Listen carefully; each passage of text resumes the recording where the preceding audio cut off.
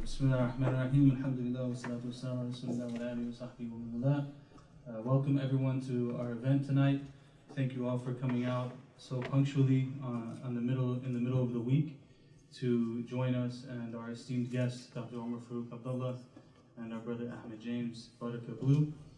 We want to open first just by reading Surah Al-Fatiha as with the intention that the gathering will be filled with blessings and that there will be a chance to have openings in this life and the next, inshallah.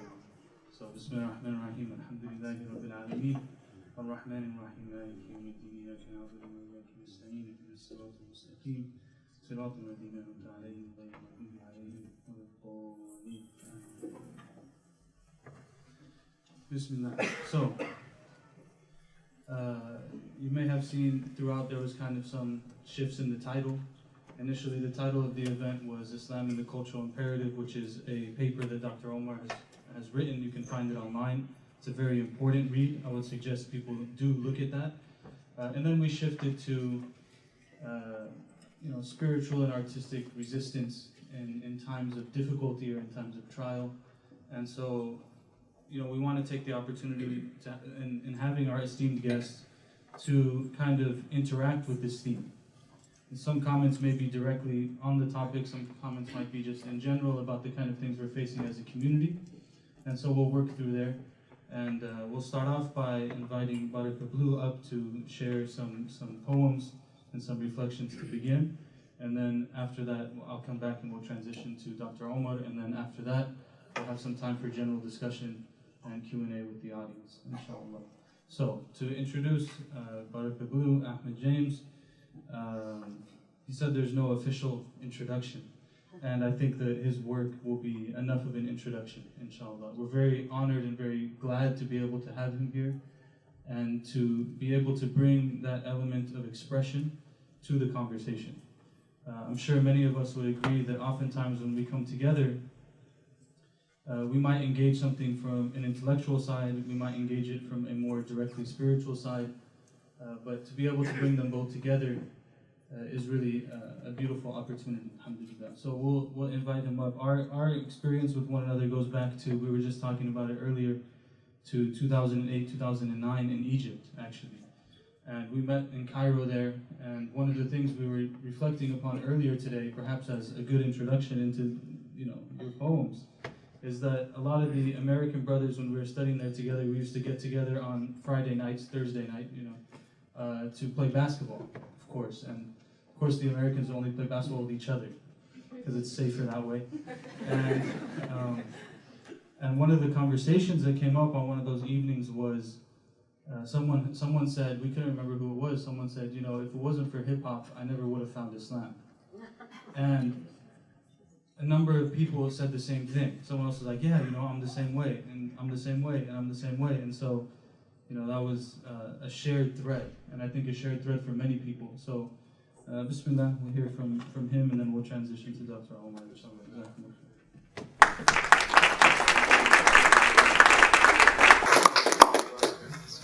Assalamu alaikum. Bismillahirrahmanirrahim. Wa salatu wa salam ala Sayyid al-Mursaleen wa ala alihi wa sahbihi wa sallam ajma'in.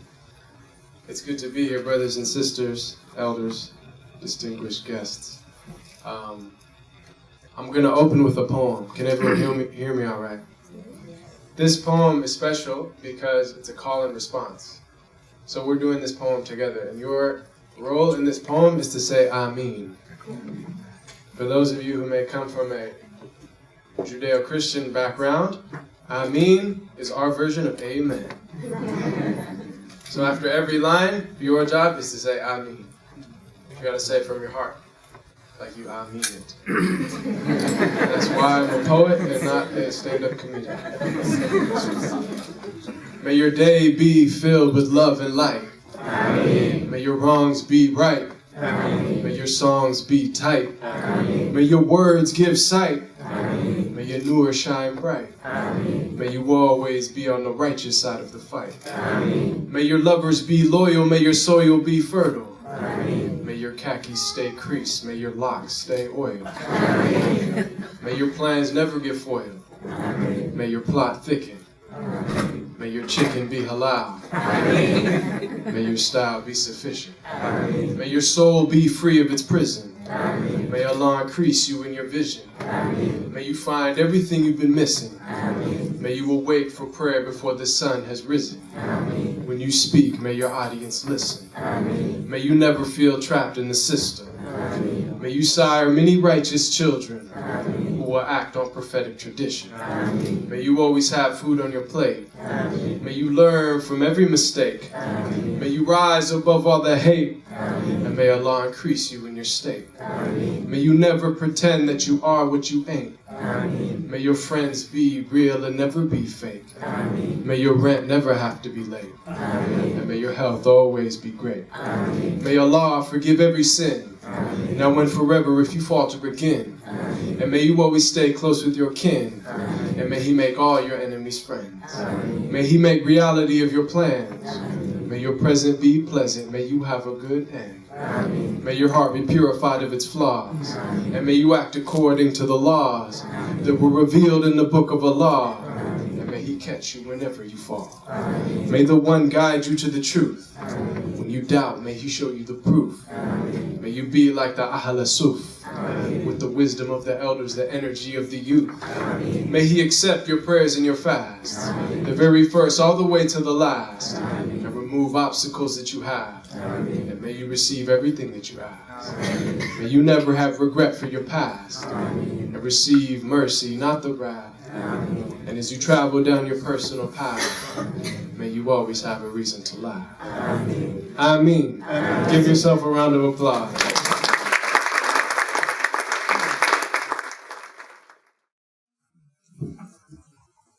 Alhamdulillah, we have a beautiful, beautiful speaker in Dr. Umar tonight. I've been blessed to travel with Dr. Umar in West Africa, Spain, the Americas, North America. And I've learned a lot. One thing about sitting with people of knowledge is that you learn much more from them being in their presence than learning books. Someone once told me this of the Prophet Muhammad, peace be upon him, he never went on a speaking tour. It was suhbah, right? His companions, they're not just called his students, actually. They're called his companions. Something about companionship that we can really learn. So, thank you all for your companionship tonight. Another thing that I really get from Dr. Umar is that we have to have a sense of historical continuity. That we are branches of a tree, and it's a beautiful tree. But what is a tree that doesn't know its roots? And the great civilizations and men and women of piety and transformation in our tradition, they are the fruits of the tradition. Right? Like they call Imam al-Ghazali Hujjat al-Islam, the proof of Islam. He's like the fruit on the tree. And this concept of tradition, of ancestry, right? I mean, we all have physical ancestry, our DNA. But more important than that is our spiritual ancestry. Who are our spiritual ancestors? And the Prophet ﷺ said, Salman al-Farsi, he's a Persian, but he said, you're from my Ahlul Bayt. You're from my family. It's a spiritual family. And I was thinking about ancestry, and then I realized it doesn't just end, like, who were my ancestors, but then I am also an ancestor of future generations. We are the ancestors of the future. And it made me want to shape up because I'm somebody's ancestor. So I have a short poem called Ancestors in the Future. They are the present's future. We are the future's past. We are the ancestors of those who will come to pass. They are the present's future. We are the future's past, who plant the date palms upon which the future breaks its fast. We are all connected as we whisper in the wind, prayers for the grandchildren to find the truth within. They are the future's present and the masters of the past. They wept with tears of presence that we would find a path. Sacred is the present. By grace we found the way, honoring the moment until tomorrow is today. We are the ancestors of the masters yet to come. We fill the air with prayers that they will take into their lungs. We are the ancestors of the elders yet to come, links to ancient wisdom for the distant futures young. Thank you. One of my teachers, she told me, she said, pretend you were the Holy Prophet, sallallahu alaihi wasallam. And then she said, no, don't pretend. And then she stopped and said, yes, pretend.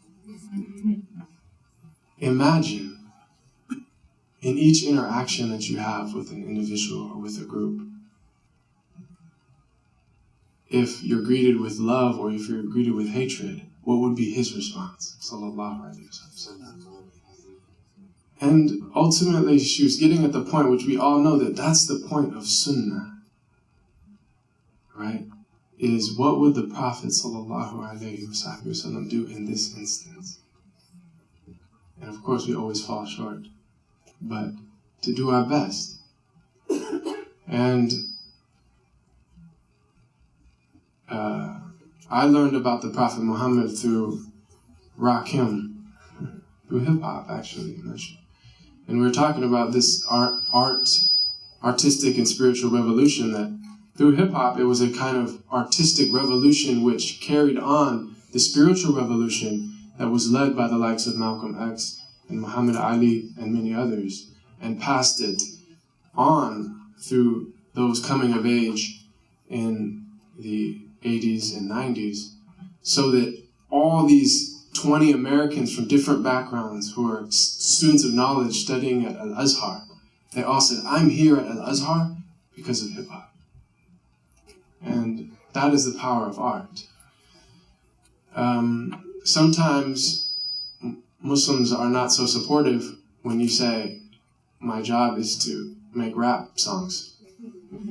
But there was a beautiful imam in Seattle named Imam Joban, and he's Indonesian and studied at Al-Azhar. And once he told me, he said, because I could tell he knew I had people that weren't so supportive of what I do. And he said, let me tell you something. He said, I'm from Indonesia. And the first Muslims that landed in Indonesia, they found that the country was Hindu. And the central part of their culture was the art of puppeteers, puppet shows.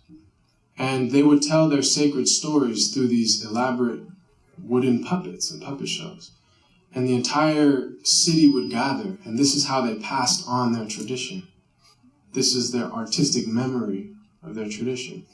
And so these turbaned scholars come, off the boat, and they're the guests of honor at this puppet show, where they're telling the stories of these Hindu deities. And so after the puppet show, they're asked, how did you like our puppet show? Right? And unfortunately, many Muslims today might say, bid'ah, kufr, shirk, this false idol of deities,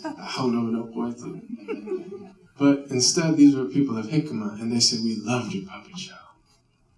But we have one request, and that's that you allow us to repay this honor that you've given us. And next time the city gathers, allow us to put on a puppet show for you. And they said, of course, we would love that. And so then I love the image of these great scholars practicing their puppet show.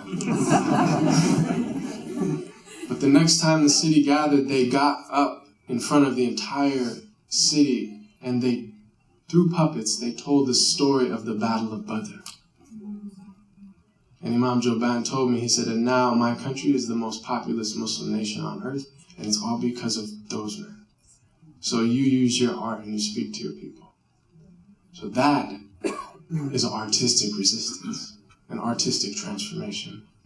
So I just wanted to, I'm just opening, but I wanted to recite a short poem about the Prophet Muhammad, peace be upon him, which is a summary of a description of the Prophet written 1,000 years ago by Imam al-Ghazali in his Ihya al-Ulumuddin, where he describes how he was, his character, so that we can pretend we were the Prophet sallallahu alaihi wasallam. Can you imagine one who was the gentlest of men, while being the most brave and just of all who've been? One who conquered all desires of self that make men weak, who granted all who asked him precisely what they seek, whom only jewels poured out his mouth whenever he would speak, who was the gem amongst the stones of men who shined unique.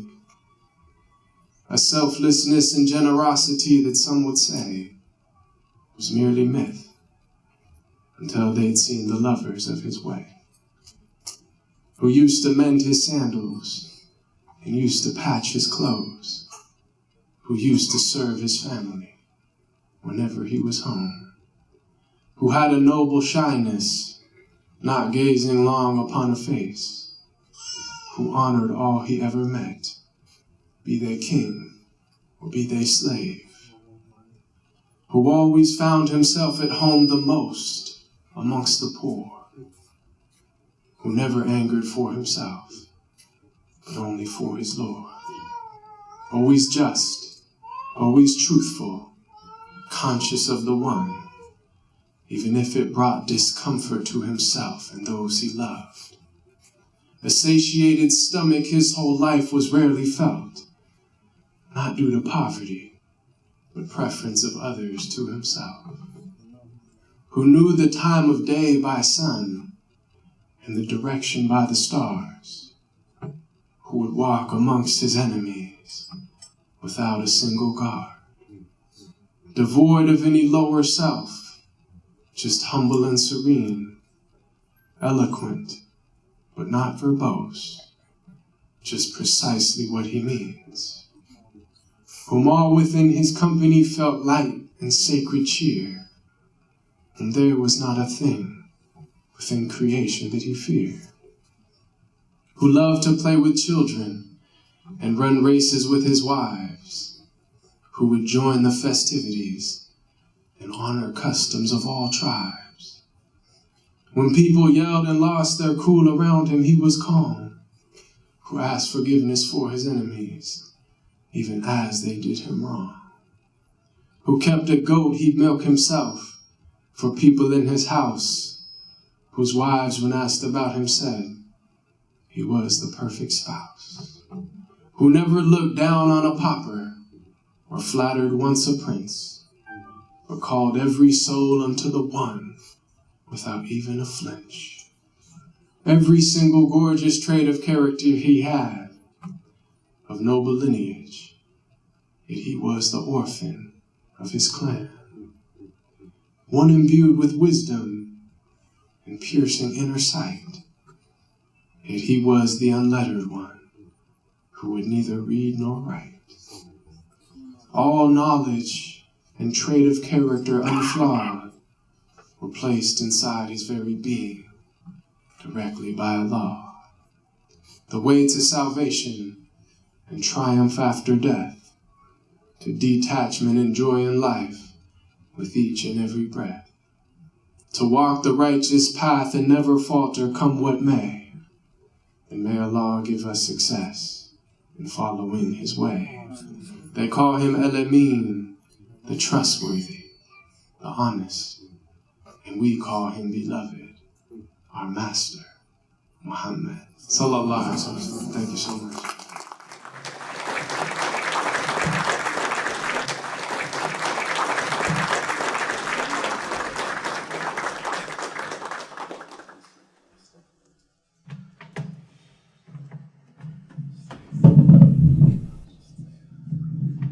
اللهم صل وسلم وبارك على سيدنا محمد وعلى آله وصحبه وسلم.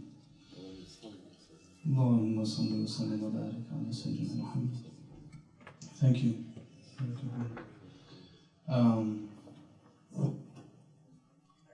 SubhanAllah.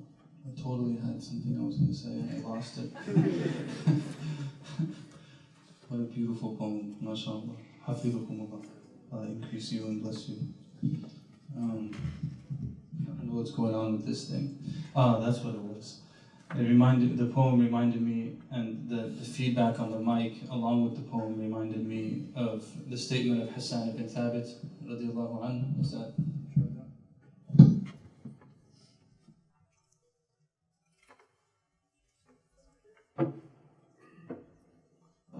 Okay, maybe that will work. So the statement of Hassan ibn Thabit, radiallahu anhu, where he said that I did not praise Muhammad sallallahu alayhi wa sallam by my words, but rather my words were praised by Muhammad sallallahu alayhi wa sallam. That was a beautiful poem. We'll transition to Dr. Umar, inshallah.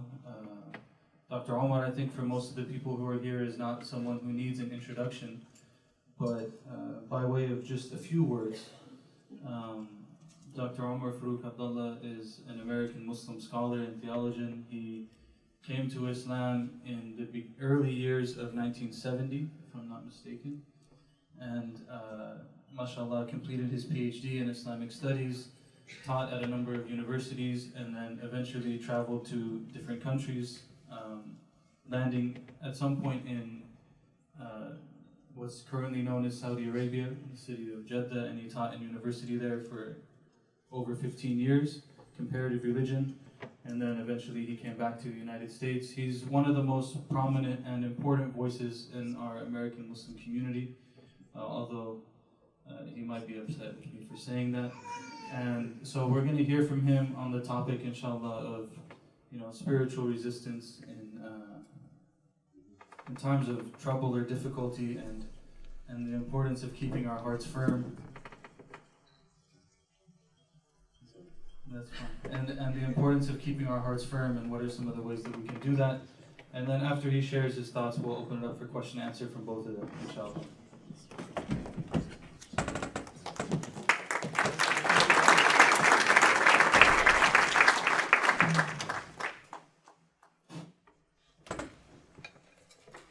Bismillahir Rahmanir Rahim.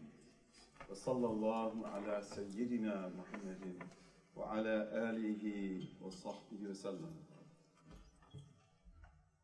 I'm very happy to be here in California on this trip and to be with you this evening. And in coming here, I came from the Gambia, actually, in West Africa. I really felt like I'm coming to a very special place. This is a beautiful state, this is a great state, and that's true of the entire West Coast. But especially in the situation that we're in right now, and the challenge that we face, already this state has taken positions that are extremely important and very praiseworthy, and hopefully will lead to very good consequences. So I feel very comfortable to be here and very proud to be here.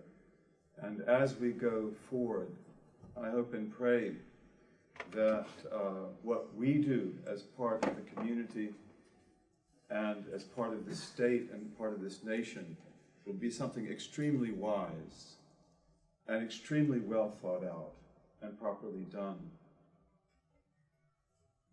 Our dear brother Ahmed James, in his poem about ancestry, talks about something very important, that you need to know who you were to know who you are.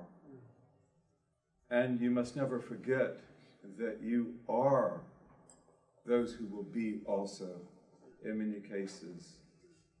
And the First Nations of these lands,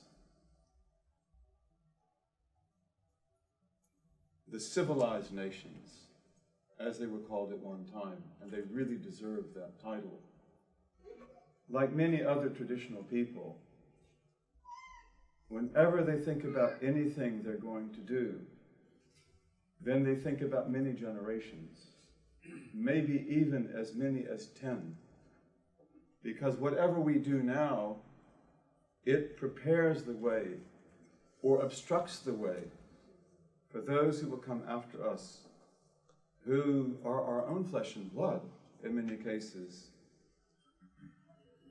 And we are at a historical juncture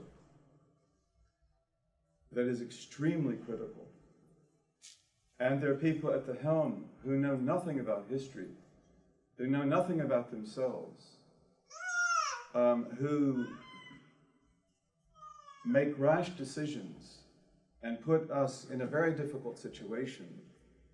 And it's important for us to respond to this in the wisest and the most intelligent way. And in doing that, not just think about ourselves, and not just think about an upcoming election or cycle, but the generations to come, and what will become of us. And this topic of resistance, I would prefer that we not use that word. And the reason for that is that already it sets a cognitive frame, which we may not decide to use. We might decide to do that, and we might not. But I think one of the most important things is that whenever we confront a situation, how we respond to it, whether it is resistance or something else, that has to be determined by the situation itself. And in martial arts, for example, if you resist everything, then you'll be broken. You only resist when you have to resist. Otherwise, you avoid or you respond differently. Our brother Ahmed James talked about Indonesia and about the role of the puppets there, which is really amazing and very true. And to this day, shadow puppets in particular are one of the main ways by which they communicate and by which they teach this religion to the people. But I happen to know a man in Jakarta, who is an Aikido master. And he's trained by some of the very best of the Aikido masters of Japan. And one of the things he knows very well is that you never take the position of resistance, as something static. You have to respond to the situation itself. And I think this is very, very important for us, bi-idhnillahi ta'ala. In fact, one of the things this person does amazingly is that he rehabilitates people who have become fanatic in our faith, misunderstanding it in such a way that they're ready for violence. And they don't talk, they don't negotiate about anything. If you talk about jihad as an ethical principle, that doesn't mean anything to them. To them, it's an AK-47, and it's attacking people. And he said he found very early, working with people like this, that their mentality was essentially that of gangs. And so how you respond to questions is essentially going to determine where you stand with regard to them. There's no discussion. And he found that he could rehabilitate them through Aikido. And in Aikido, there are certain moves that can only be done if you release your spirituality. And ultimately, he would bring them to that point. And he would show them that if they use their force, they simply cannot break the hold that he has on them, or that anyone else has on them. But if they will release their spirituality, it's done very easily. And he said, many of them, when they experienced that for the first time, they actually began to cry, because they had never had that spirituality in their hearts or in their lives. So I think one of the most important things as we go forward, is if nobody else is going to think this out, we have got to be the ones to do it. And we've got to be very wise in that regard. I'm coming to you from the Gambia, which is one of the smallest countries in the world. It is the smallest country in Africa, one of the most beautiful and blessed countries. There, And you probably know what has transpired in the Gambia. And that is that they had a dictator that ruled them for 22 years. He was at times very brutal, very violent. He actually turned most of the country into his own private estate. He had mercenaries. The country itself is poor. He became very rich. He controlled the drug trade and so many other things. And he became deluded in believing that the people loved him. And many of them did love him. And in fact, he would pay them money. And he would cultivate their interests, especially in his own tribe. About 50% of which stood with him and 50% stood against him. And as you may remember, he allowed an election to be held, and for some reason, he made it fair, and he lost. And probably shocked, he acknowledged that he lost. And he was ready to turn over the government to Abd-Allah, who's a very good man, who won. And then, of course, after thinking about it for a while, and the consequences of it, then he refused. He said the elections were not fair, they must be held again. And this created a great crisis. Perhaps you read about that. I know that many of you did. And in any case, what the Gambian people did is truly worthy of commendation. And I believe that it is instructive for us right now. I believe we need to learn from them. So, Abd-Allah, who was supported by a coalition of 7 parties, and who belongs to the core spiritual tradition of the region, I met his sheikh, who is in Senegal, and a wonderful man, years ago. And his sheikh told him, leave the country, go to Dakar, you'll be safe, we will take care of things on the ground. And he, the elected president, and they also and others were giving out the message continually.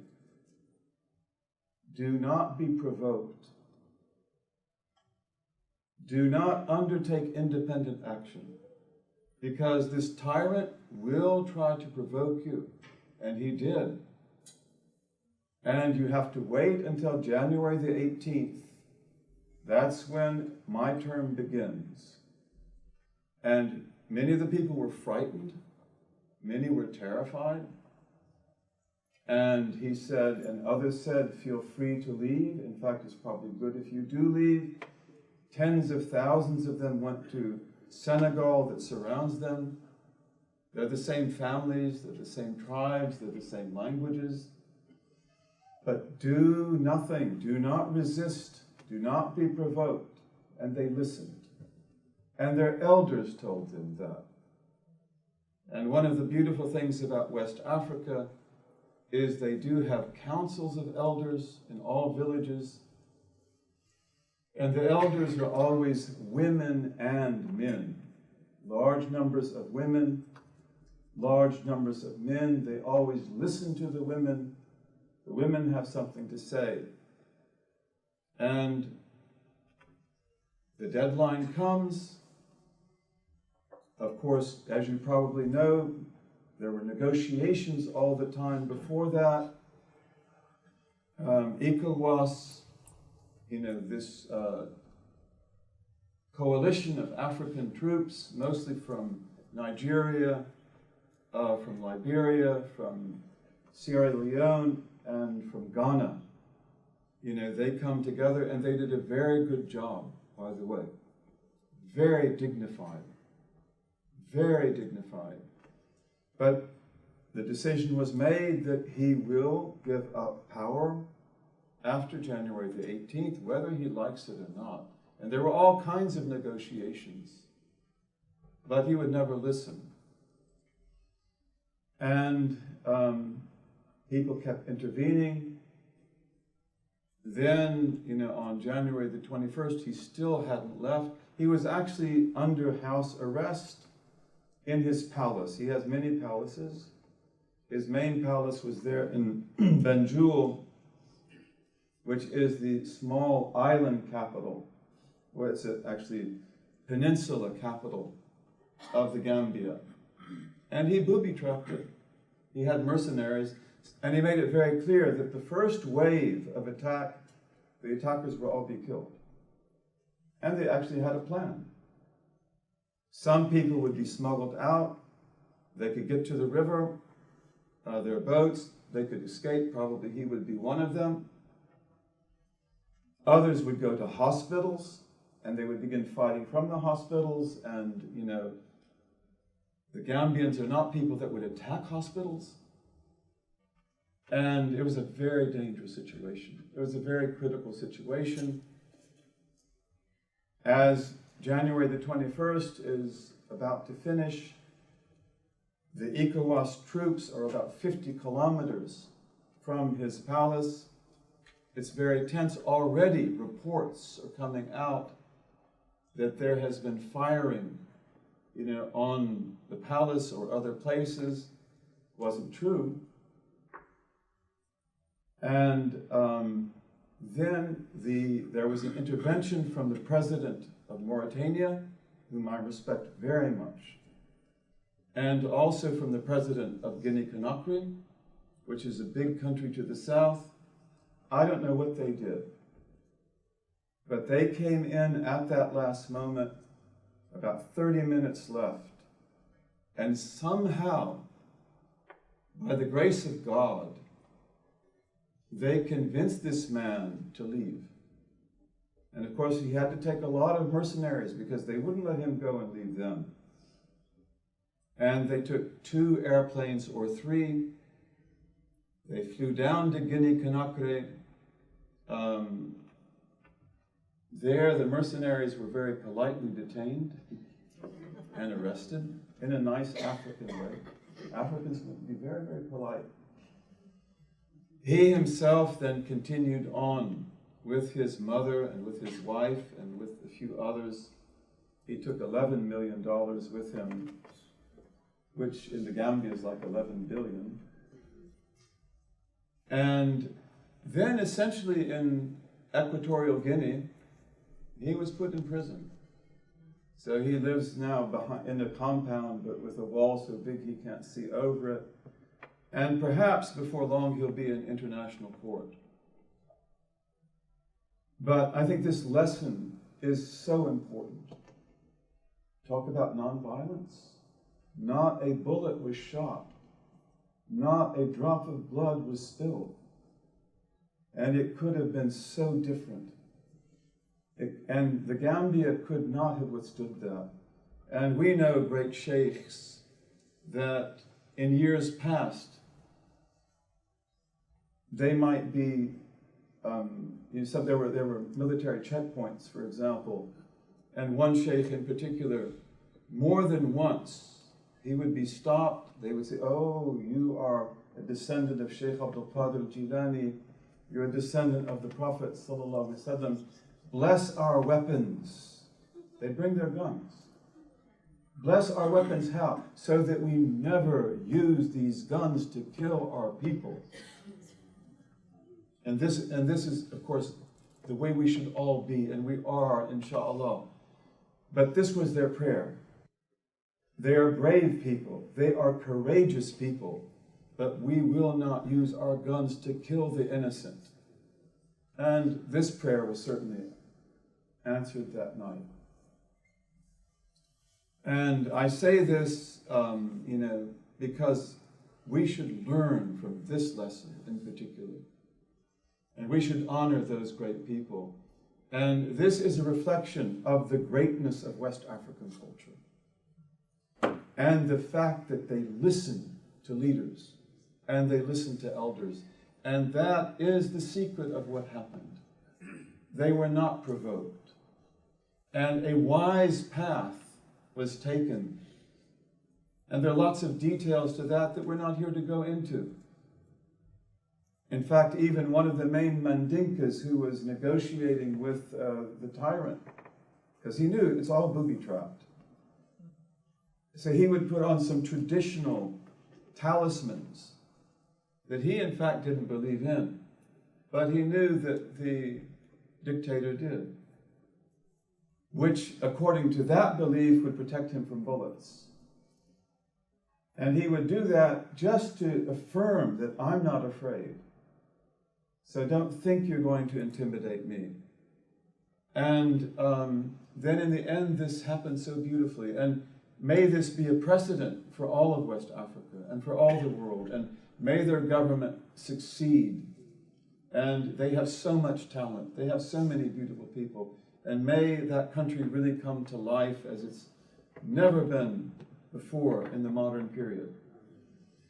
But in our situation, perhaps I should say your situation as citizens of this state, which I admire, and I admire much more now than ever before, because of already the praiseworthy positions that you've taken.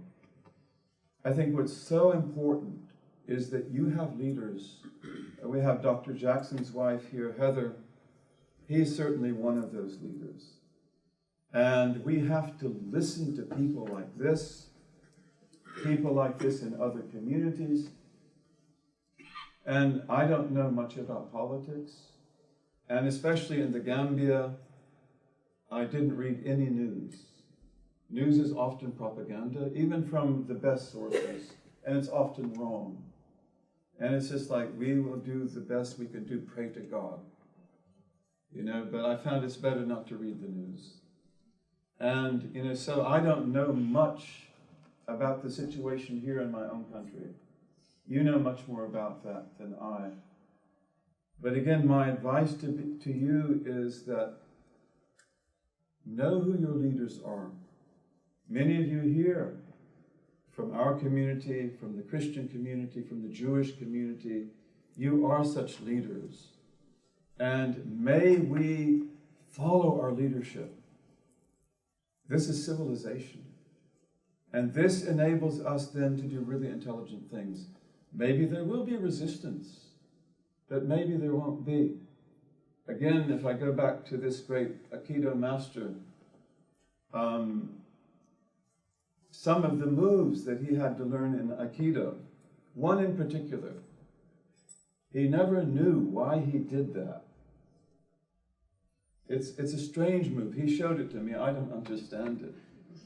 But he said, like, I never knew why this was part of my training. And being in the part of Jakarta that he lives in, there is a gang leader who would come and see him, who always wants to beat him up. And he can't believe that he can't do it. And he gets thrown on his back every time. But he said that once this gang leader came to visit him, and he said then it was like a movie, you know, where everything becomes slow motion. And he said actually he saw the man's knee coming right to his face. And he said it was slow motion. I mean, even though it's coming as fast as it can be. And he said, you know, any kind of resistance, like any kind of blockage, would break his arm or something else. And so what happened, he responded with that move, without thinking. And the man was on his back again. So we have to be very intelligent. And is that me? Is that my phone? Okay. No, it's not. So, historical mistakes, you know, they often can never be corrected. You had World War I, this bloody imperialist war. And Then, of course, you had the Treaty of Versailles that finished at Versailles, and the reparations, that the Axis powers, former Axis powers, had to pay. And now, when we look back, we see that that was the declaration of World War II. That was a historical mistake. And sometimes you can never pay them back. Sometimes you can never make them up. And this country has been making huge historical mistakes.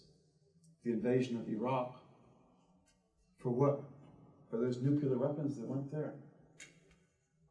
And, the deaths of millions of people, millions of innocent people. Can we live down the mistakes we've made already? There's so many others. But this is now, I believe, a critical juncture in our history. And preparation for this, especially from the right wing, has been developing over more than 50 years. And now they've got the tiger by the tail. And they don't know what to do with it. They don't know how to do what they're going to do. They've already made historical mistakes of the first order, in violation of the fundamental principles of humanity and the Constitution, of that great Statue of Liberty that stands in New York. And you did know what religion the Statue of Liberty has, don't you? What religion is the religion of the Statue of Liberty? She's a Muslim. That's not a joke. Look at Smithsonian. The Statue of Liberty, the model, was an Egyptian peasant woman. Because originally the statue was going to be given to Egypt. And then it's given to New York. So the Statue of Liberty is herself based on an Egyptian Muslim woman, which at this particular moment is quite significant, isn't it? But, as we go forward, we must not make historical mistakes ourselves. And our position must not be determined by reaction to anything they do. We've got to be intelligent. We've got to be very intelligent. And I hope you'll be that way. What is the role of the artist in that? Our beloved brother Ahmed James, Barakah Blue, has said that so well. And beauty is the splendor of truth. This is a Platonic truth, and it's one that our civilization and so many civilizations have understood so well. That when you have truth, and the truth takes different configurations, but that truth makes you true inside. You internalize it. And when you internalize that truth, it becomes virtue. It becomes justice. And for us, justice, as for many other people, and languages semantically, is balance, fairness. And that internal beauty that the truth creates in you, that becomes manifest in outward beauty. And the grace that you have, the grace of your speech, the grace of your character, the grace of your adab, your courtesy, and the things that you produce. And traditional Islamic civilizations, like their neighbors among the Christians and the Jews, everything they did was beautiful. One of the great books, by the way, on that particular theme is The Arts of Intimacy by Maria Menokal and Abigail Bulbuli and Jennifer Dodds. I should have mentioned her first, but and that book won the New York Review of Books prize for the best book of the year that it came out, which was about 2009. And it's a beautiful book and filled with beautiful photographs. And it's a study of the great city of Toledo in Spain, in Muslim Spain, Poetic. And that city was a big city, very important city, the most strategic city in all of Muslim Spain and Portugal. And especially Portugal, because by the river it's connected to Lisbon. And Lisbon at that time was like it was a largely Muslim city, although Muslims were rarely majorities anywhere in their civilization. They're usually a minority. And in that city, the great city of Toledo, you had three populations that appear to have been relatively equal in demographic terms. And those were the Christians, who were known as musta'ribun. They wanted to be like Arabs. And in Spanish that becomes mozárabes. And the Jews and the Muslims. And they were both very large, very sophisticated communities. And she shows in this book, through studying the architecture of the three different communities and studying the poetry and the art of the three different communities, their arts of intimacy, how they were able to live together so harmoniously. It's a very good book, and it's a very realistic book. And it's not romantic. And she says, we shouldn't believe that they loved each other. Some of them did. Most of them tolerated each other, and they lived with each other. They might joke about each other. And they didn't necessarily know anything about each other's teachings. Because in Islamic Spain and Portugal and Islamic civilization, you didn't have to take Islam 101, nor Christianity 101, nor Judaism 101. So the communities could live right next door and not really know anything about what they believed. But they shared poetry, they shared food, they shared dress and art. And then she shows how they synergized with each other. They show that. And then also how when the Castilians conquered the city around 1085, I don't remember the exact date, that's the beginning of the big crusade movement that will lead, to what we know as the Crusades of the Middle East. That when the Castilians take the city, they're quite harsh. And they're quite similar to the way that they will be pictured and often be after the fall of Spain and Portugal, the ultimate fall in 1492, when ultimately the Jewish and the Muslim populations will be forcefully converted. And there is a toughness then that reemerges, but they show that that actually was fundamentally altered by the culture of Toledo, which even the Castilians and the ideology that they had at the time of the conquest could not resist. And that it changed them significantly. So, beauty is the splendor of truth. And the language that Toledo spoke was the language of art.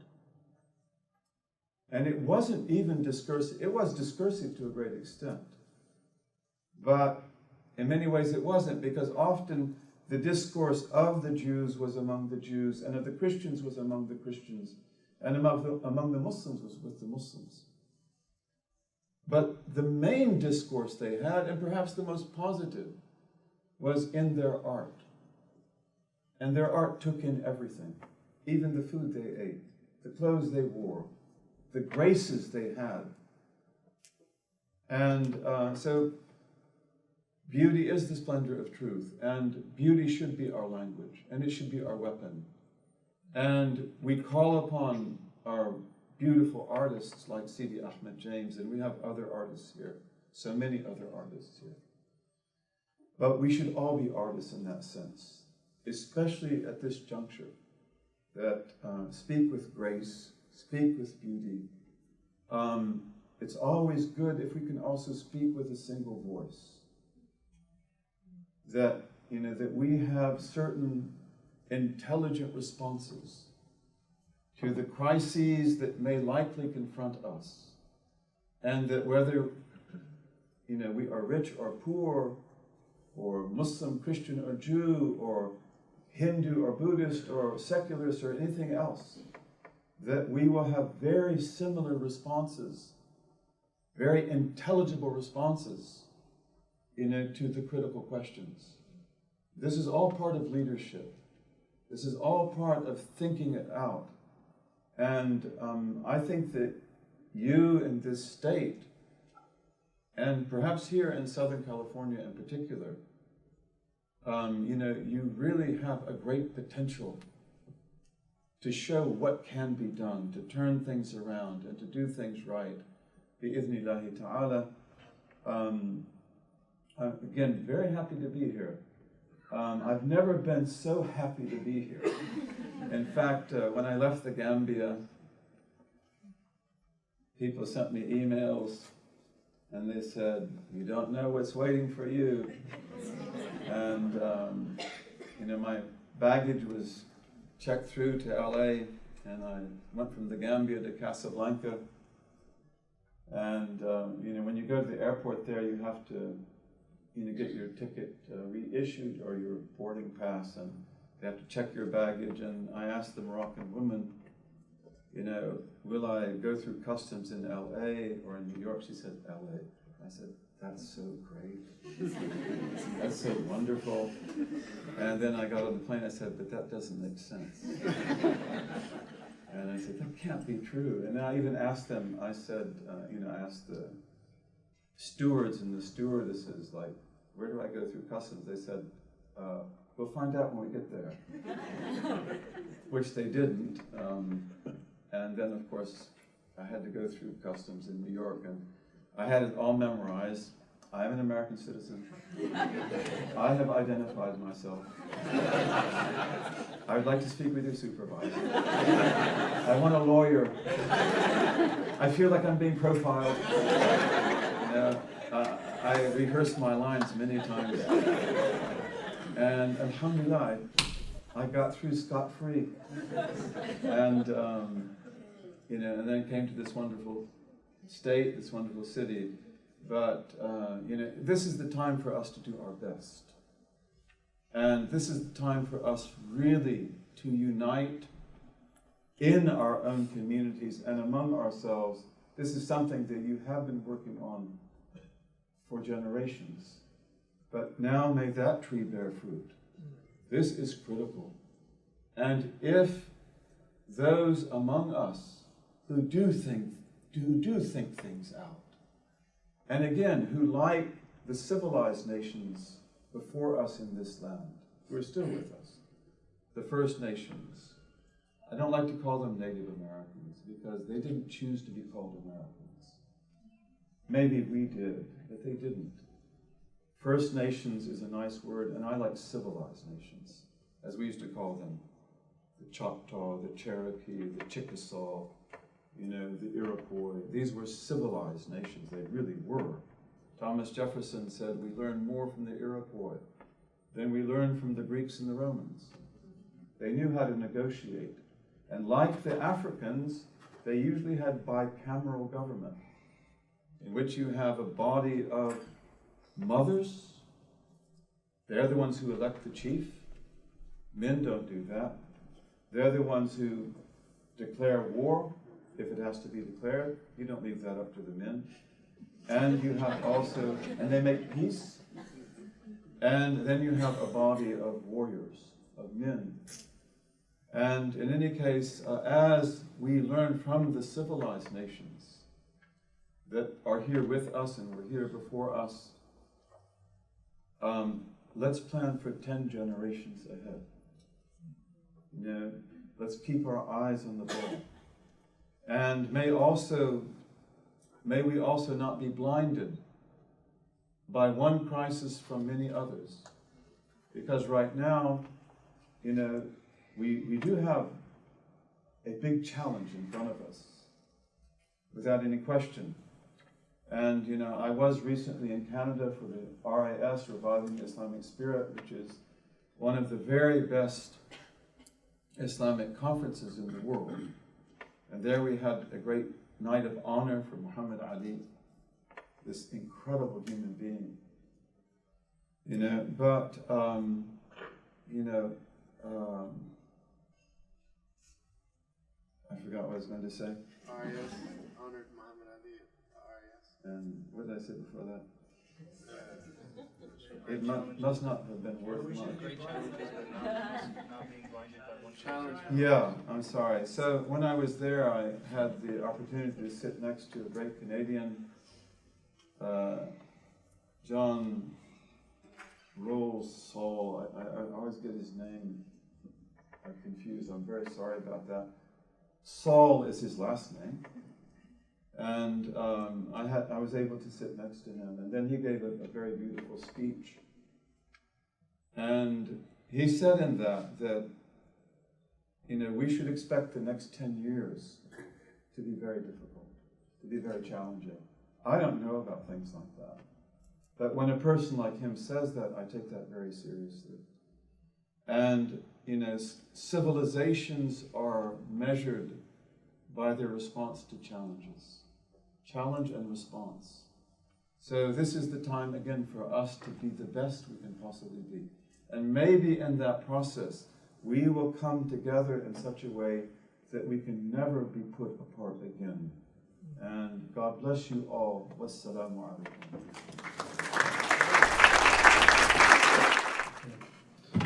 Assalamu alaikum. Jazakumullah khairan, Dr. Umar. Allah bless you and increase you and preserve you and your family.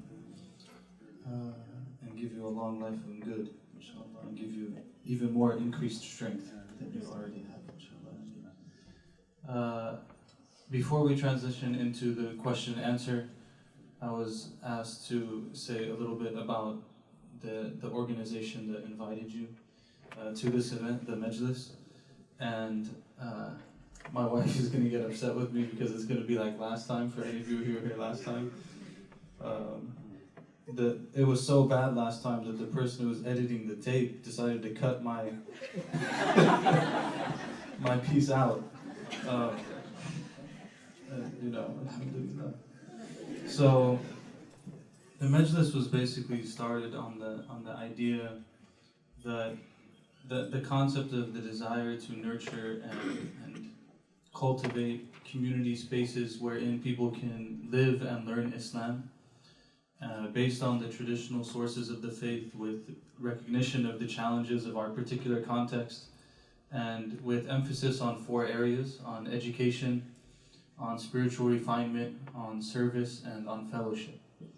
Basically, to put it in the most concise way, the idea is that we should found ourselves in knowledge and in remembrance of God, and that should be expressed in love and service to everyone else. And we don't exactly know what that's going to look like in the long run, what form that will take at any particular point. We have ideas, and we have certain events and types of events that we've been holding and that we hope to continue to hold, which you will probably see. One of them is like this, where we're hosting Dr. Umar in Barakah Blue. This is we call it the Guest House. It's a play on the idea of the Madiafa, for people who are familiar with that in Egypt. But you know, the idea is to bring people of knowledge, people of prominence, people of influence in our communities, and hear from them and talk to them and discourse with them on issues of import and concern. So this is number 1. Number 2 is a sister's halaqah that my wife has twice a month on learning about the names of Allah and trying to implement those in our lives. And then the third thing that we've been doing is small gatherings where we get together to do some remembrance of Allah and have a small reminder and just bring people together for that experience.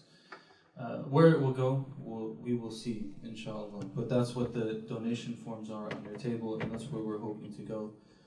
There's been ideas floated, like maybe trying to start something that's kind of like a little community space with almost like a library, bookstore feel, maybe some drinks, coffee and tea, obviously. The easier license to get. But we'll see where it goes. The idea is that we need to build community on these foundations, on learning, on dhikr, and learning how to be with one another, learning how to speak with one another, learning how to respect one another, and to learn how to love one another, to serve one another, and that those are in small spaces actually. And that if it comes to a point where you need more space, then you just get another small space instead of continuously growing to the point where, because we're at this room right now, none of us can pretty much handle relationships more than what's in this room right now. That's just known, right? And so if it gets to that point, then it's a new group of people that need to have that experience together. And that will give us the strength, inshallah, that we need. So, is that fine?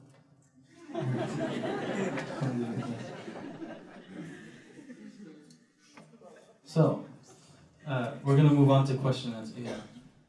So we'll do question and answer from the audience. We have, a good 20-30 minutes for that, maybe a little bit more, and then we're gonna close up and we'll end with a few more pieces from Barakah Blue, inshallah.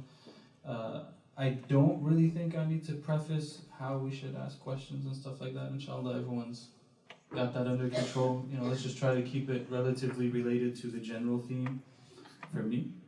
Relatively related to the general theme, and of course be respectful, inshallah.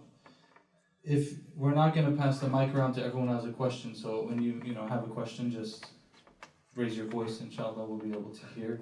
And if necessary, we'll repeat the question, inshallah. So, bismillah. Compared to that of, say, Syria, which has become a playground for Daesh and its likes, what lessons from history can we learn from what's happened in Syria, for example, not to the later?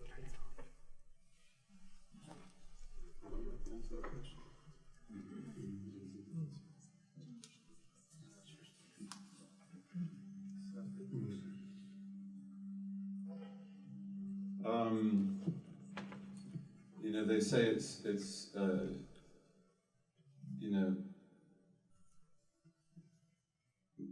to be a Monday morning quarterback, or or coach or whatever, you're sure to win the game.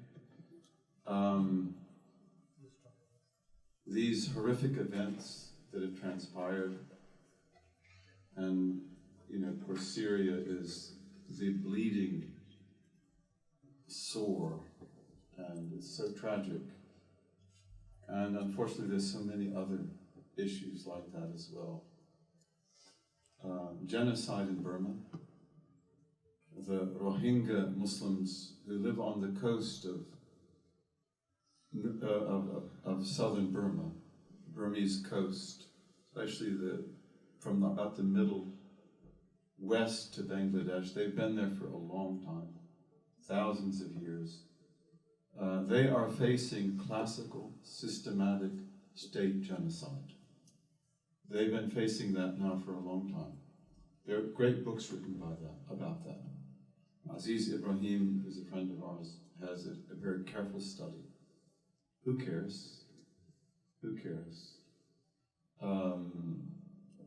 And there's situation after situation, and there's situations in other communities as well, so we're not the only ones who suffer.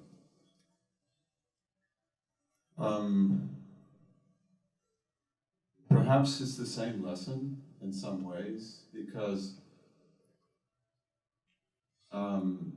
I remember that, when things happened in Syria, and I hate to talk about this because I had no insight.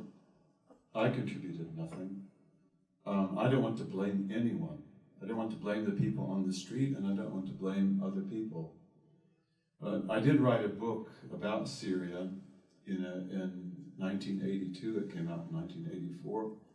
It was really about the regime of Hafez al-Assad. And in beginning the book, I talked about how absolutely strategic Syria is.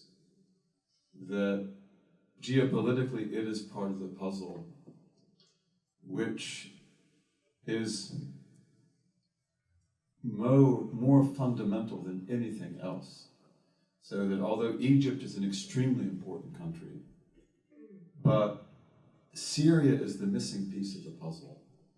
And I made it very clear that neither the Soviet Union, nor the United States, nor anyone is going to look neutrally upon what happens in Syria.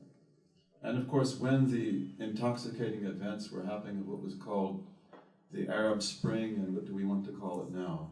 It's how many people died in that, and God guide us and God bless us.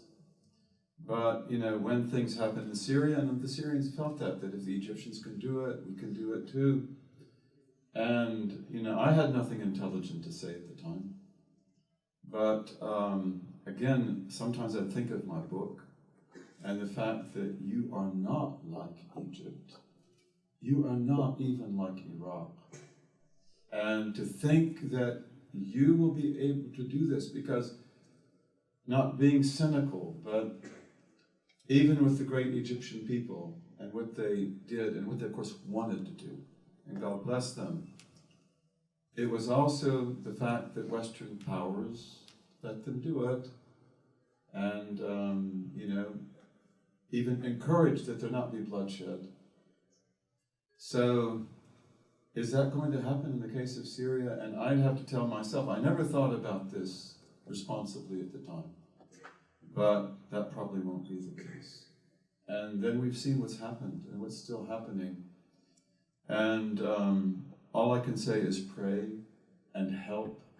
Again, you have the biggest refugee crisis since World War II.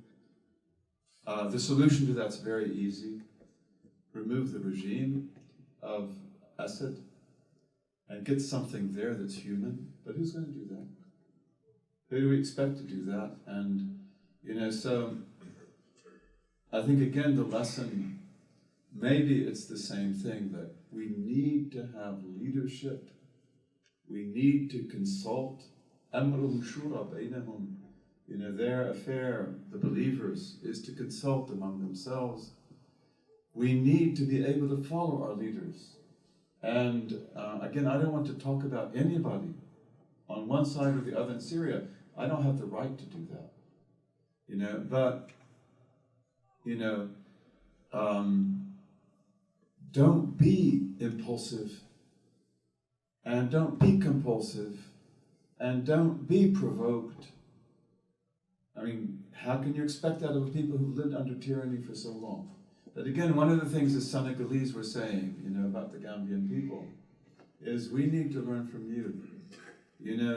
You patiently endured this tyrant 22 years. And now, you're extracting yourself.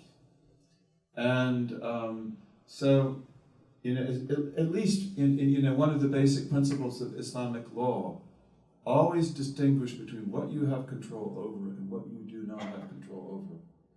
And we have some control over our situation, so let's really be wise in this. And let's support our leaders and help our leaders and make intelligent decisions. And pray for the Syrian people. And pray for all the suffering people of the world. Another thing too about Burma,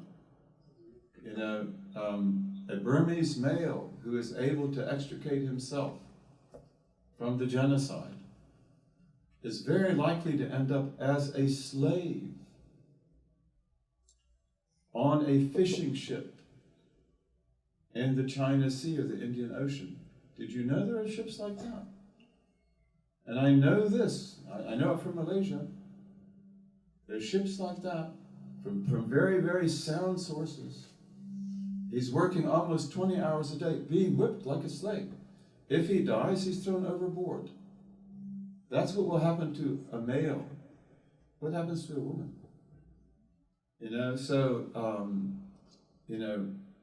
May we be able to do something. But again, even to do something, we can't just talk about it. We've got to be able to have intelligent decisions, and we've got to be able to follow through, on plans, and that requires us to be unified and to listen to our leadership, and God facilitate that for us.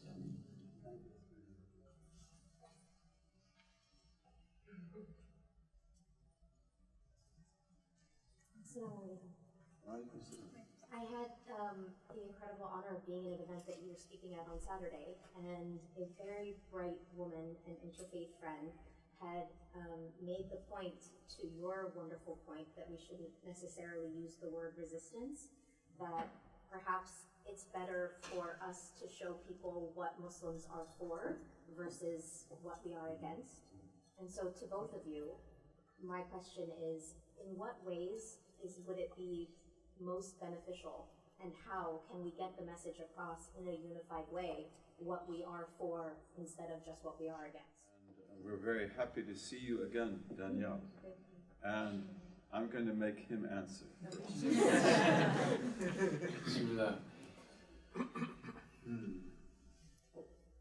Yeah, I mean, to tie it back also with the previous question, you know, in counseling and interacting with a lot of young people, and then even myself, I find that a lot of young people, with the events of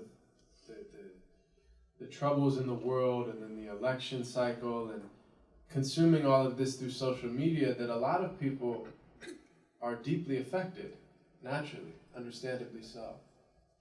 And,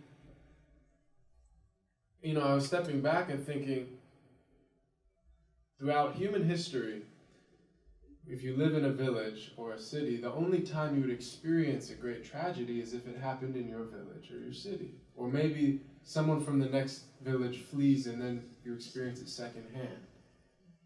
And we're able to confront tragedy and process it in that way.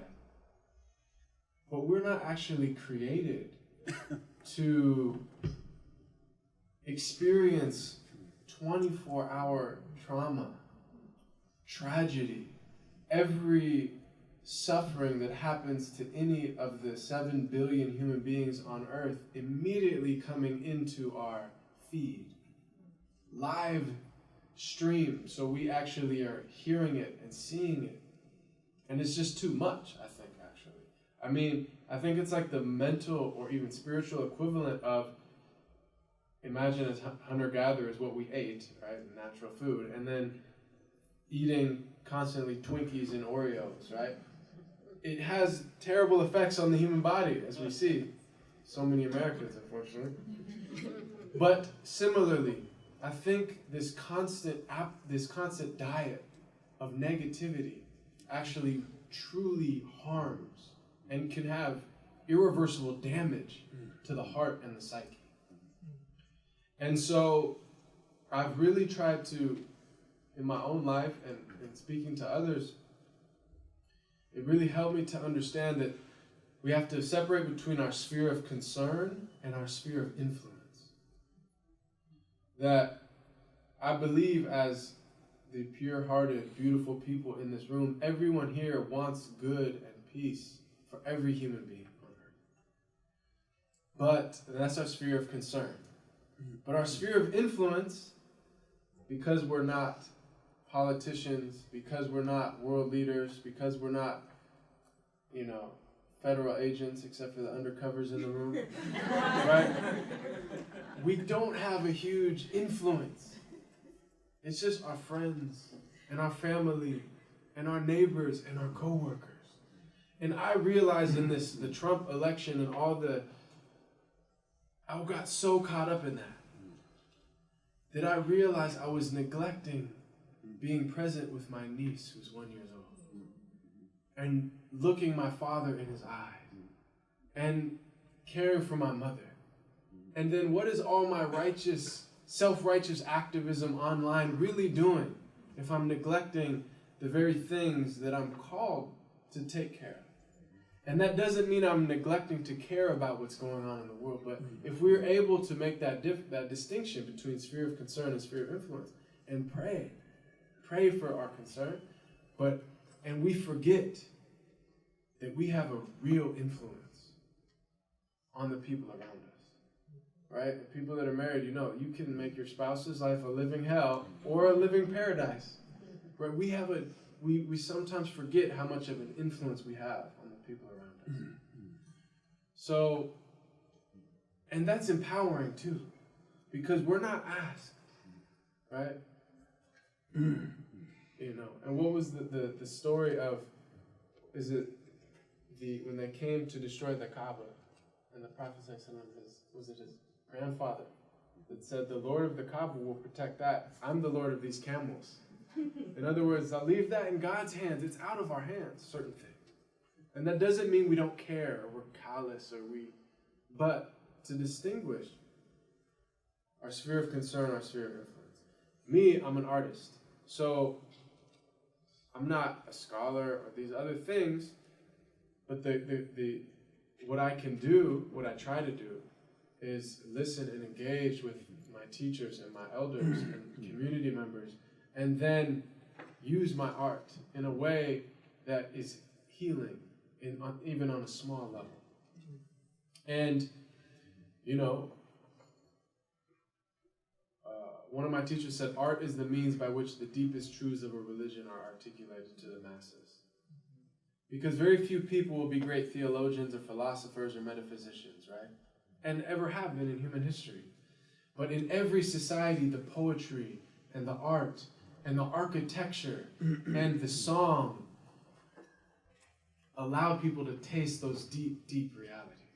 And that was driven home for me when I've been Muslim about 12 years. And about 2 years ago, I went to Turkey with my father.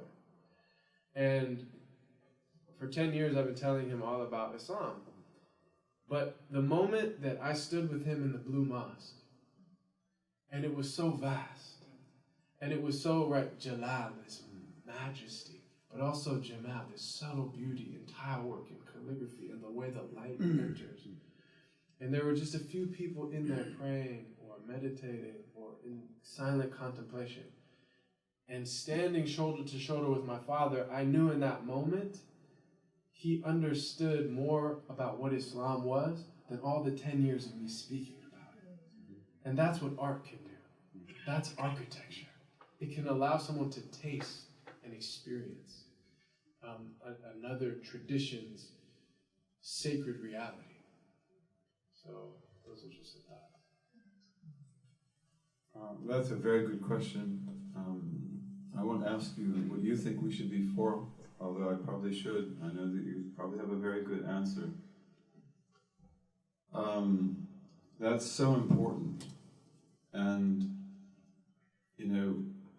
one of the problems of the activist, and forgive me, for using that word in a way that might sound negative, I don't mean it that way, but it's being reactionary in the sense that you're reacting always to something else that has been done, and maybe sometimes unthinkingly.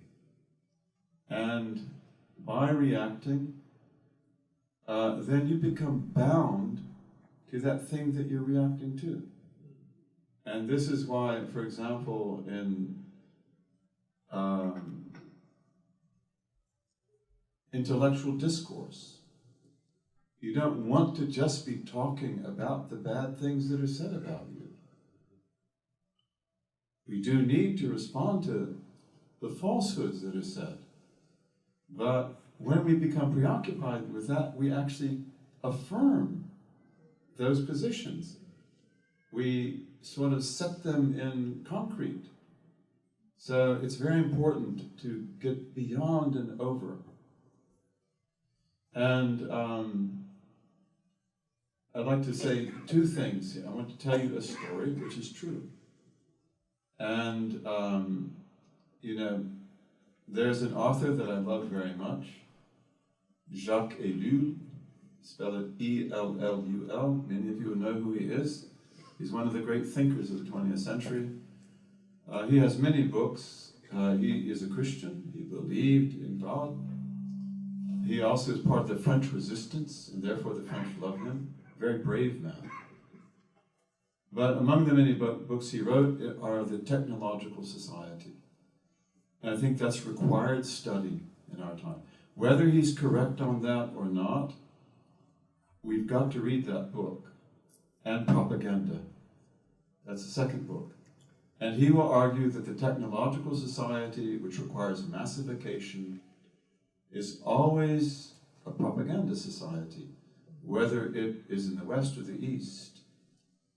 And that the propaganda society, propaganda, cannot work without technology.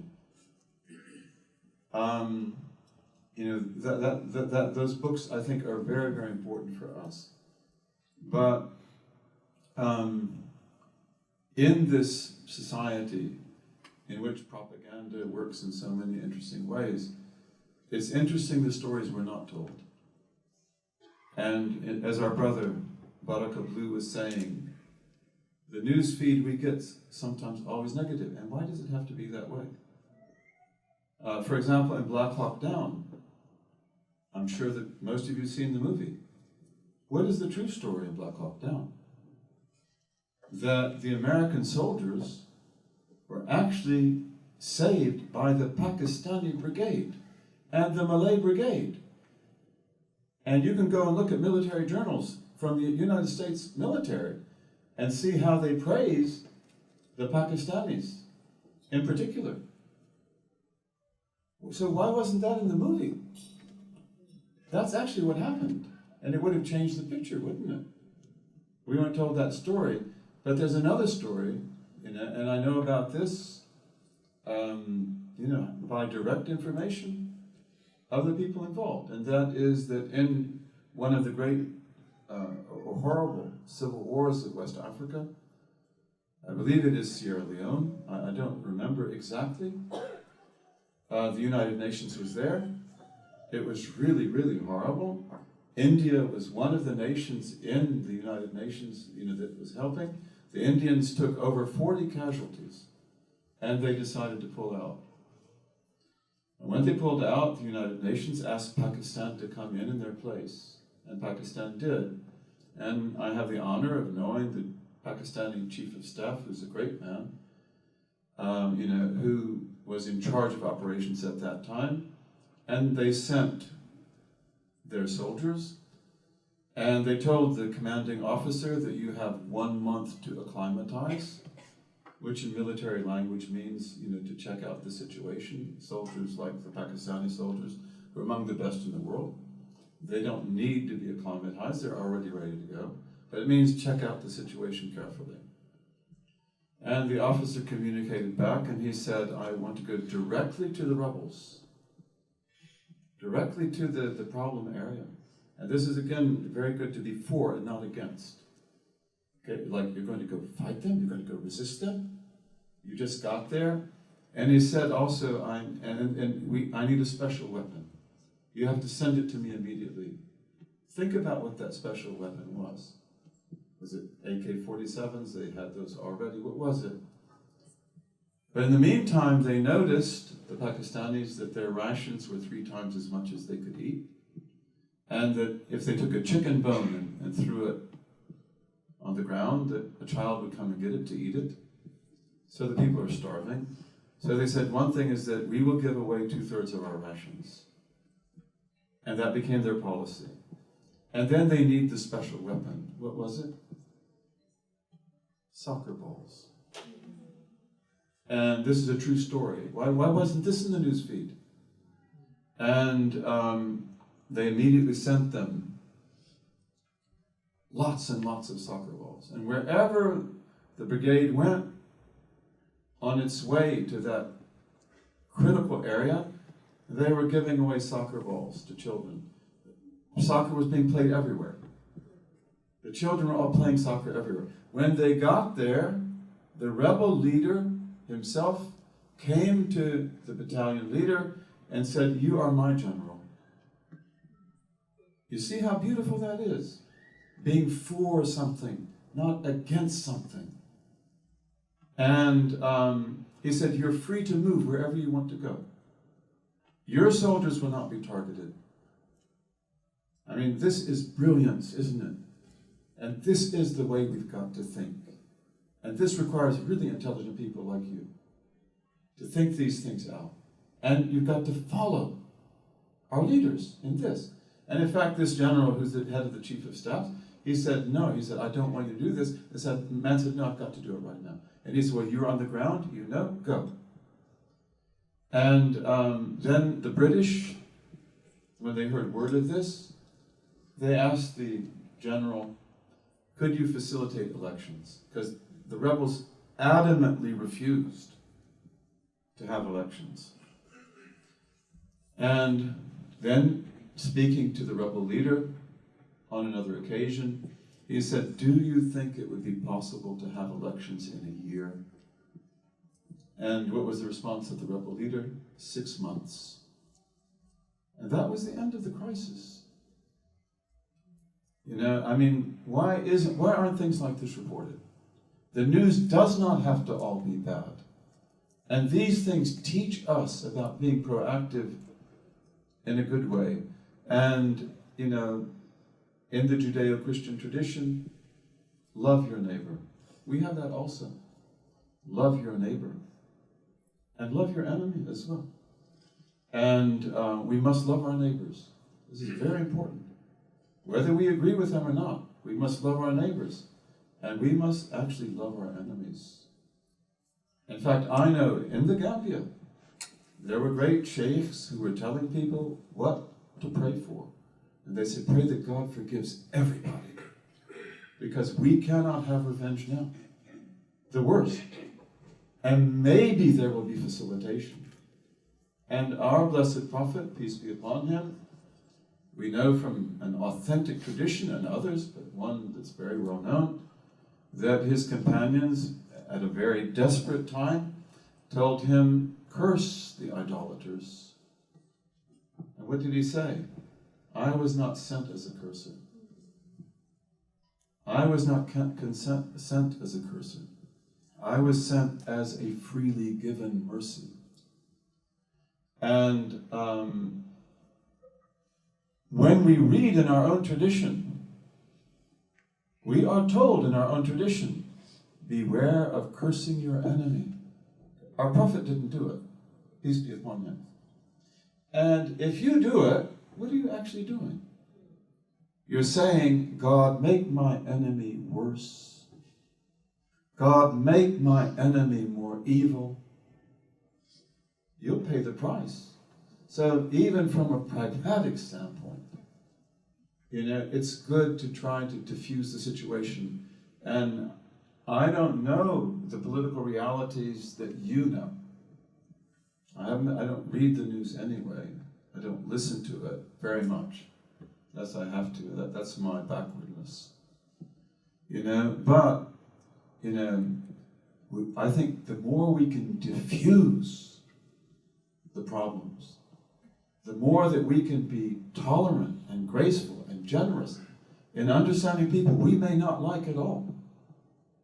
I think that's wise. And I hope that we'll be able to do that, and we should stand for things like that. Maybe we can take one more question, then we'll start to close up, inshallah. Jamal? Jamal? It's an honor to have you, to see you again. It's been a while. 1999. MashaAllah. May 31st. I think we remember in the days of Allah. May 31st. 1999. Islam, they were all there. Right. So a little nervous about it. It's good to see you again. Good to see you too. We just got, my wife and I, we just got back from New York, night before last, where the UN, they had a celebration for Muhammad Ali. So they're trying to place his legacy into a resolution, Resolution 75. It was hosted by the Kuwaiti government. And it was a pretty good event. So we just wanted to make that known. So my question is, I've heard Sheikh Muhammad al-Yaqubi, Abdullah, and Imam Zayd both expound on the national identity, the national character of the Muslim, and we have to address this issue and unite and address this issue, because we know from the past, you know, the polarization, the divide and conquer tactic is always present. You know, we've seen this with our brother Abdullah, the basketball player, when he chose not to stand for the national anthem or flag or whatever during his early days of his career. And we saw the media fragment the situation, and they grabbed various ethnic groups from wherever to say that's not Muslim, what he did was wrong, and things like that. And it hurt him a lot, you know, to see that happen to him. So what is having a historical, traditional footing here in this country, where we are recognized as Muslims in this country? I mean, it's in the earliest writings of the founding fathers. have it in the treaties, Article 11 of, I think, the Treaty of Tripoli, where Muhammad's name is mentioned, and the Muslims are actually addressed in that treaty in 1796. I'm a fifth generation war veteran. I was in the war of 1990. And my grandfather was with Malcolm in 65. He separated from the nation with Malcolm and came on the war with Muhammad. And his dialogue with me as his grandson was always that Muslims should have a national character, national, collective national identity. You know, in order to have a political standing in law and to bring our case forward together and collectively. Is this the time for that?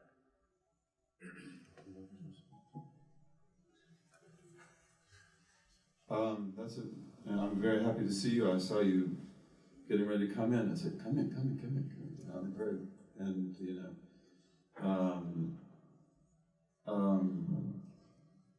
one of the things we have to be for is the teaching of the past. In West Africa, you have tribes and cultures who pay a lot of attention to the past. And there are tribes there that will say our traditions go back 10,000 years. And there's actually proof of that. At least for me, it's sufficient. And there's a saying in West Africa, the world is old, but the future springs from the past. So teaching about the past is very important. I'm from Chicago. We had a great journalist there, Studs Terkel.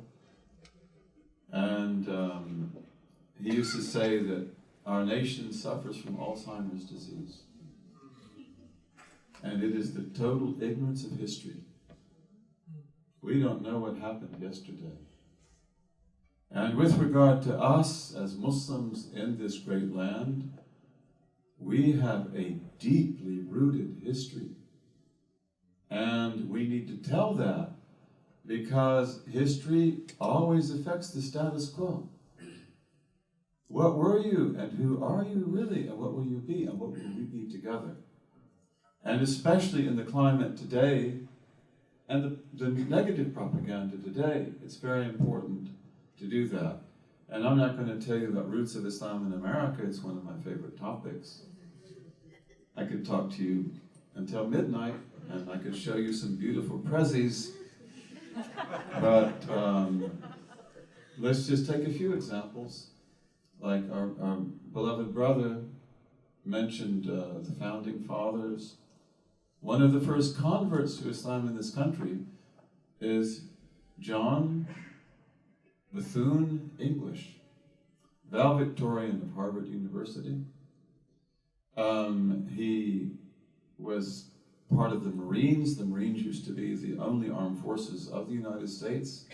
He was sent by President Madison, who was his friend, to the Mediterranean.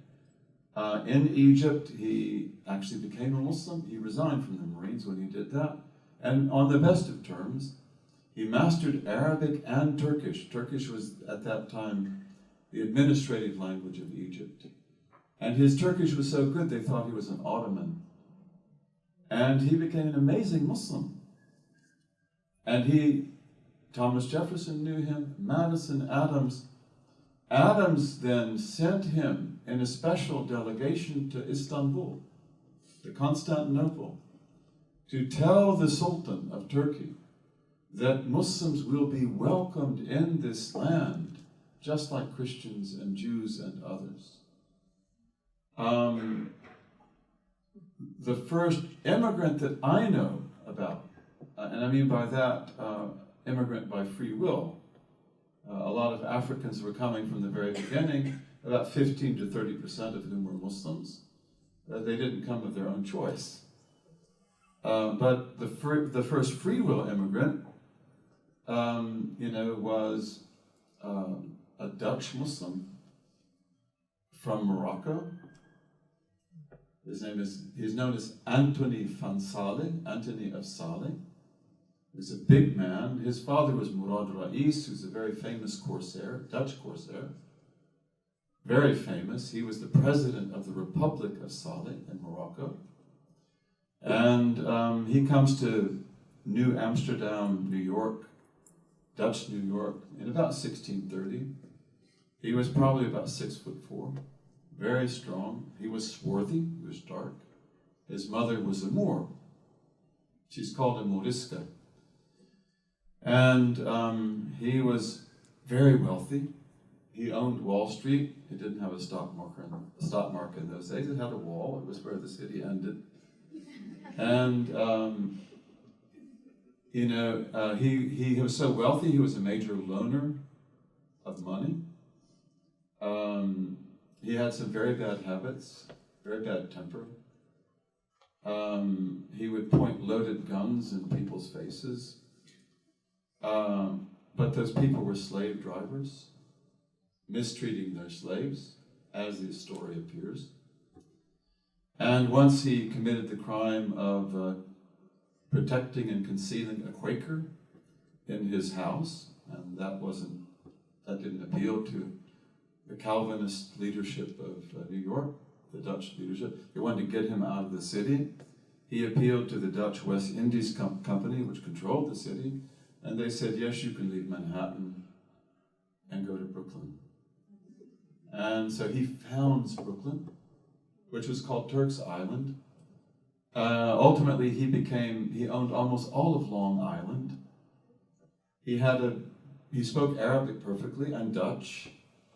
And he had a big mushaf, a copy of the Quran, which he loved to recite. Who are his descendants? Play it again, Sam. Humphrey Bogart, Casablanca, Jacqueline Kennedy, Anderson Cooper, the whole Vanderbilt family. Anderson Cooper's a Vanderbilt on his mother's side, and Eli Whitney. You have another people in America called the Melungeons. Nobody really knows who they are. They called themselves sometimes Portuguese. They were here speaking English. They're swarthy.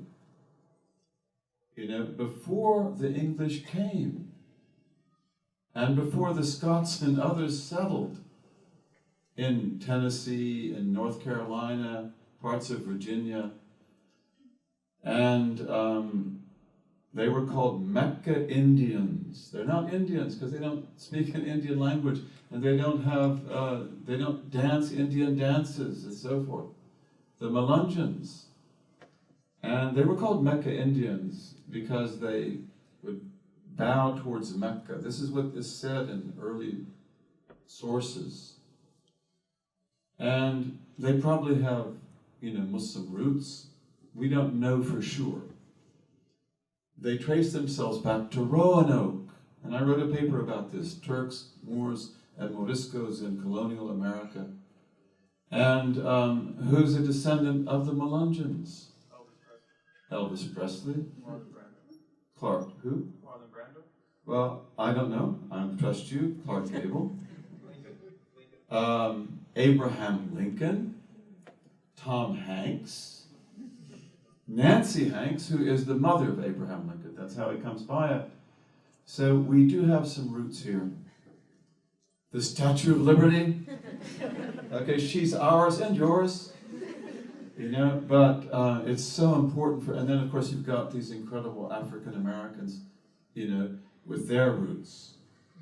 And the first book in African American literature are the memoirs, of Ayub ben Suleiman, Job the son of Solomon, who was a Fulani Muslim from West Africa, who was a beautiful person, a great scholar.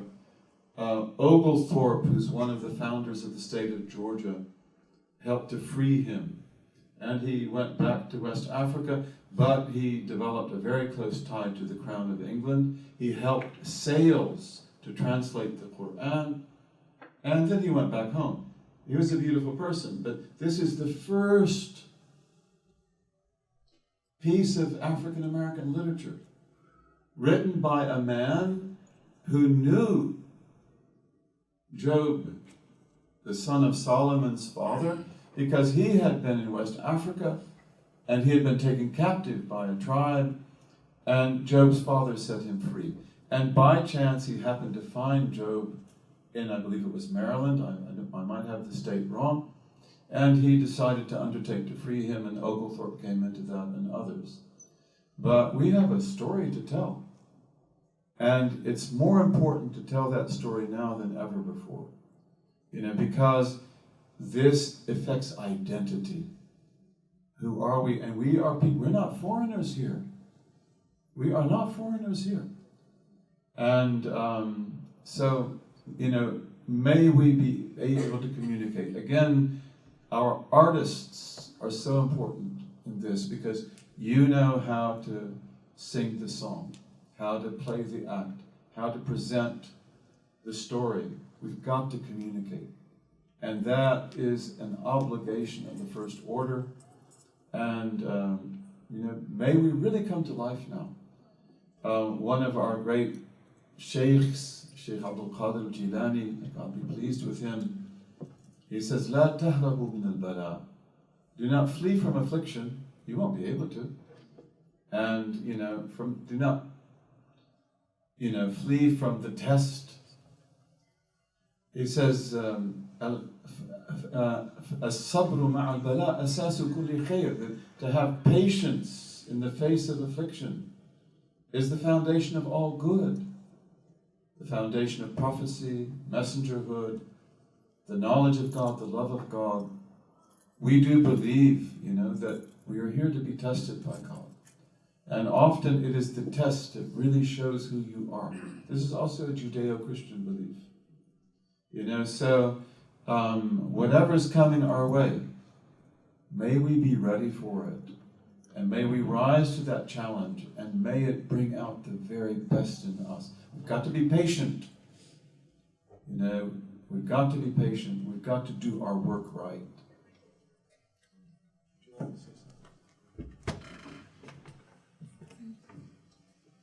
I'm sure there's more questions. I know at least, Sonia have a question, but we're supposed to, the reservation is till 10, so it's never a happy thing when we have to stop hearing Dr. Umar speak. But, truly we are earlier, the stuff I said was probably too lighthearted. We are very happy to have everyone here, for everyone to be together, to be able to host people like Dr. Umar and Barakah Blue, and like last time with Imam Zayd and Maryam Ani and others, inshallah, in the future. And we really need this. We really need to be able to come together and to be able to begin to engage ideas like these and hopefully grow them over time. Some people think when we start talking like this, it's some sort of anti-masjid movement or something. It really is not. I said that last time, and I think it should be said very clearly that has really nothing to do with it. What it has more to do with is that healthy communities, as they grow and they develop, they need multiple types of spaces. And we, alhamdulillah, in greater Los Angeles and Orange County are a massive community. If not the biggest in the country, number 2 or number 3. And so, alhamdulillah, this will be a natural progression to have different kinds of spaces and different types of opportunities to engage with one another. That being said, we have to at least officially close. I'm going to ask Barakah Blue to share one piece, and then maybe if Dr. Umar can make a closing dua with all of us, that would be wonderful. Yeah, and Barakah Blue will be here with his book after we close, and he'll be up here if anyone wants to buy the book and get it signed or anything like that. They'll have them up here, and they're $15 each, inshallah.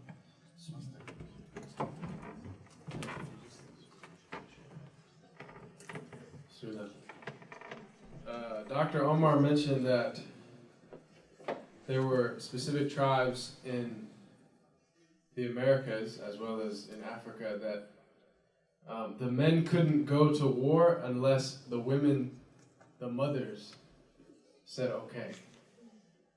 And That sounds like a good idea. Men have been waging wars for long enough. And as we know in our tradition, that paradise lies beneath the foot of the mother. And the womb, Rahim, is derived from Ar-Rahman, the All-Merciful. And so I think one aspect of our tradition, and just as human beings that we need to revive, is honoring the feminine, and particularly the mother. So I wanted to recite a piece called To Mothers.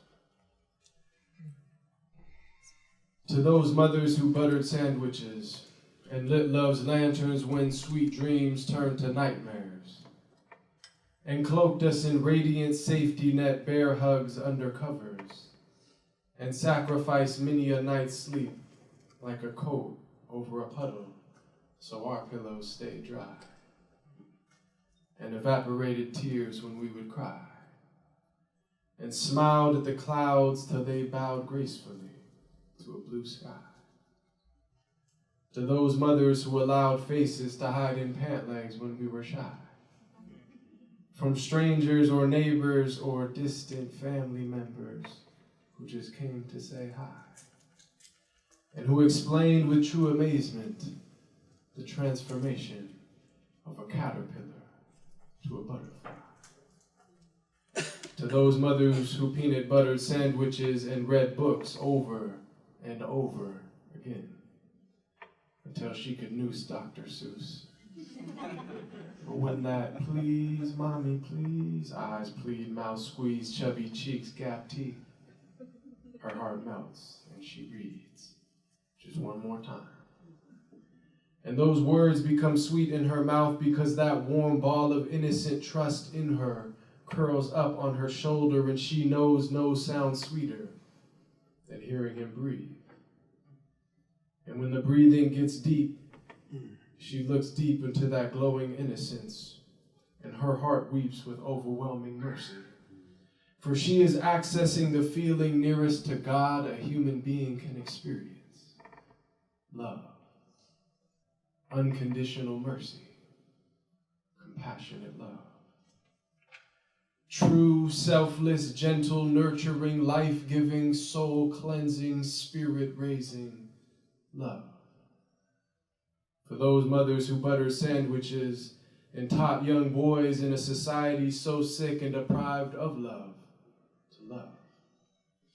And young girls to find love deep within themselves, and watered seeds to full-flown flowers, unfolding petals gracefully in concrete habitats, and old rusty ramshackle shacks in any desert or countryside, anywhere and everywhere that mothers butter sandwiches, or split coconuts, or make curries, or milk goats, or steam rice, or warm bottles on stoves, or microwaves, or hang clothes on lines in the sunshine.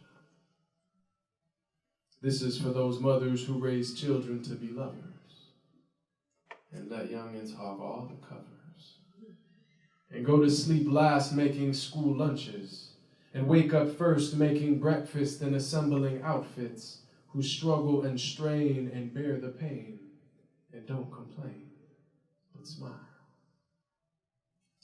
This is for mothers who had to be fathers and mothers, and had to hide tears because there was no time for her own when she was wiping away everyone else's.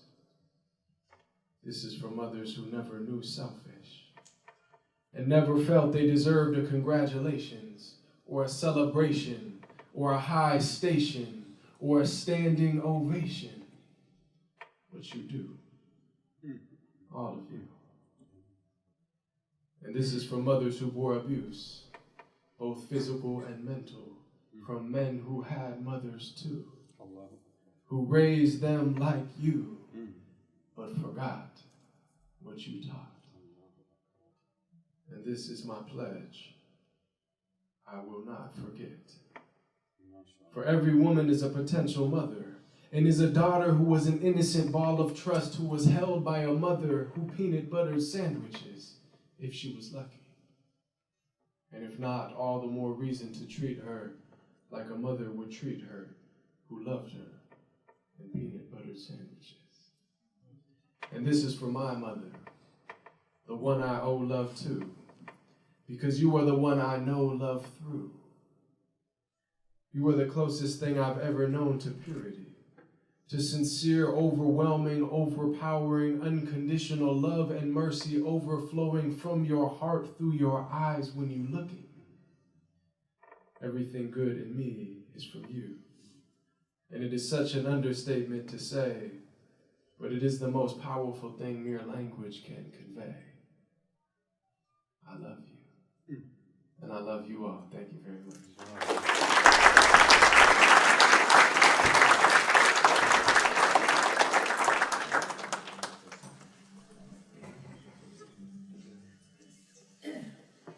بسم الله الرحمن الرحيم صلى الله على سيدنا محمد وعلى آله وصحبه وسلم. Eternal God, God of compassion and mercy, true God, God of Noah, God of Abraham, God of Moses, God of Jesus, God of Muhammad. We ask you to bless this gathering and to protect us and to protect our nation and to protect the world. We ask you to turn to us with your favor. We ask you to let us gain your pleasure. We ask you to guide us in the days and the months and the years ahead. We ask you to enable us to rise to every challenge in the most intelligent way, in the most wise way, and to be worthy of our prophets and worthy of our traditions in the very best way. Make us keys that open up all good. Make us locks that lock down all evil. Let us embody in ourselves the greatest of all the qualities embodied in our father Adam and in every human being. And let us be truly human and truly humane. Make us lights that guide and that put out the darkness with light. Ameen, ameen, ameen. God bless all the prophets and all the messengers. God bless Noah. God bless Abraham. God bless Moses. God bless Jesus. God bless the Prophet Muhammad and all the messengers. Ameen.